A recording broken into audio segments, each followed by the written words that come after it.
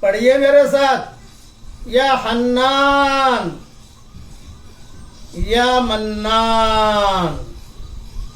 حلیۃ الاولیاء میں لکھا ہے حشر کے میدان میں ایک آدمی جہنم والوں کے لائن میں کھڑا ہوگا، حضرت جبریل سے کہا جائے گا کہ اسے لے کر آؤ۔ اللہ تعالیٰ پوچھیں گے جبریل اسے جہنم کے صف میں کیوں کھڑا کیا آپ نے؟ حضرت جبریل کہیں گے کہ اس نے کوئی خیر کا کام کیا ہی نہیں ہے، کوئی نیک کا کام کیا ہی نہیں ہے۔ اللہ تعالیٰ کہیں گے نہیں، یا حنان یا منان، یا حنان یا منان پڑھتا تھا، میں اس سے راضی ہو گیا، جاؤ اسے جنت میں داخل کر دو۔ یہ مضمون حلیۃ الاولیاء میں ہے، بہت جاندار یہ جملہ ہے یا حنان یا منان کا۔ میں میری کتابوں میں اس کی تفسیر لکھ چکا ہوں اور بیانوں میں کہہ چکا ہوں۔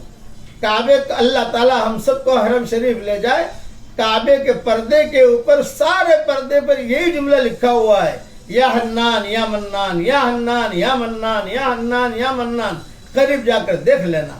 اللہ تعالیٰ ہم سب کو یا حنان یا منان پڑھنے کی توفیق عطا فرمائے، آمین۔